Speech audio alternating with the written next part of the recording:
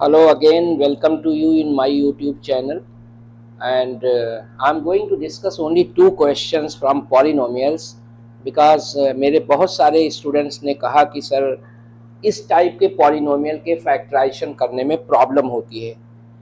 ये quadratic polynomial है और इस क्वाड्रेटिक पॉलिनोमियल में क्या है कि इसका मिडिल टर्म में स्क्वायर रूट है, रेडिकल।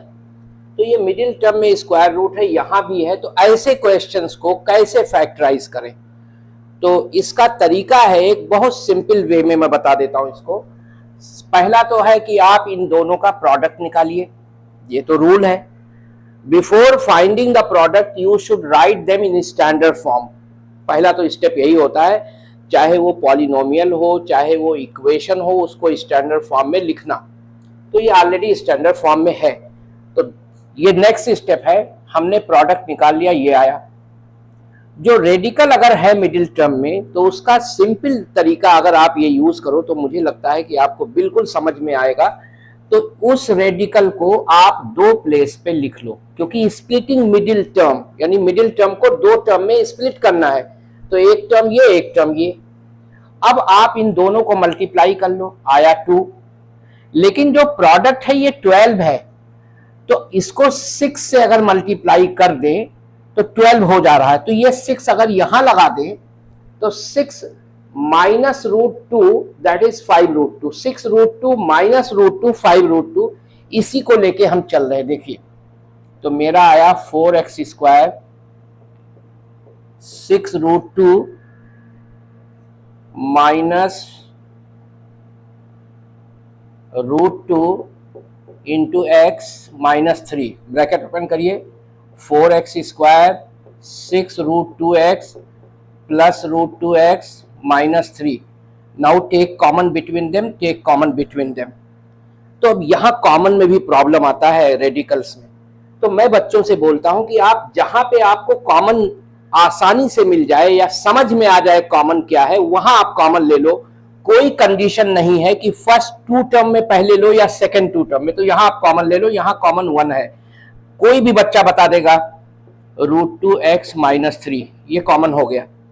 यहां देखो, यहां 3 है, यहां 2 है, तो 1 ही कॉमन होगा, ये तो सबके समझ में आ जाएगा। लेकिन यहां सर हर बच्चे को कॉमन नहीं पता चलेगा। तो इसके लिए क्या करो, ये आप यहां कॉपी कर लो।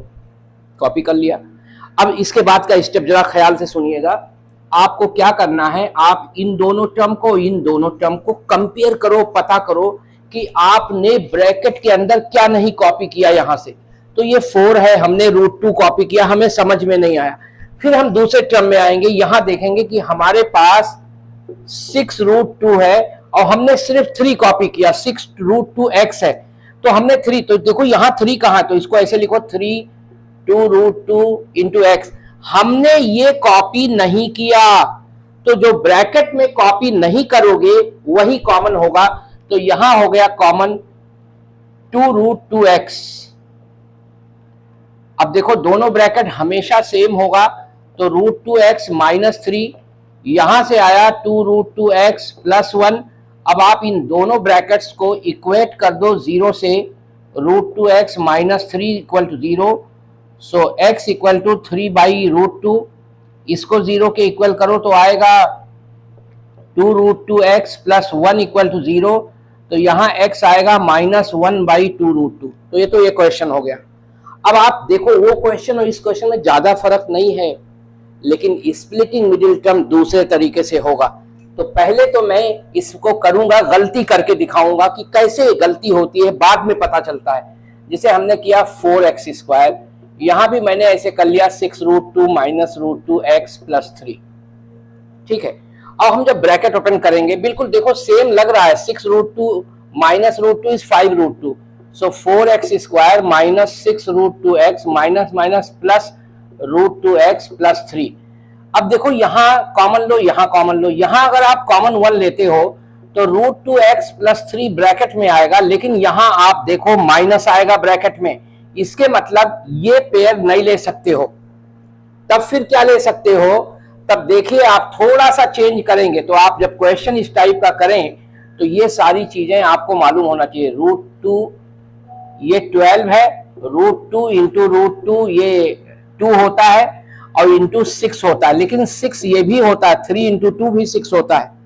तो कोई जरूरी नहीं यहाँ 6 लिखो, यहाँ 1 लिखो। देखो यहाँ 3 लिख दो, यहाँ 2 लिख दो, तब भी तो प्रोडक्ट 12 होगा। 3 2 जा 6, √2 इंटू √2 इज 2, 6 2 जा 12। तो ऐसे ही स्प्लिट करेंगे यहाँ पे, क्योंकि दोनों ब्रैकेट सेम नहीं मिल रहे थे। तो आया 4x² माइनस 3√2x प्लस 2√2। यहाँ x नहीं लिखेंगे, x बाहर लिखेंगे, क्योंकि मैं हमेशा जब भी टर्म को स्प्लिट करता हूँ ब्रैकेट के अंदर करता हूँ, फिर ब्रैकेट ओपन करता हूँ विद रेस्पेक्ट टू साइन।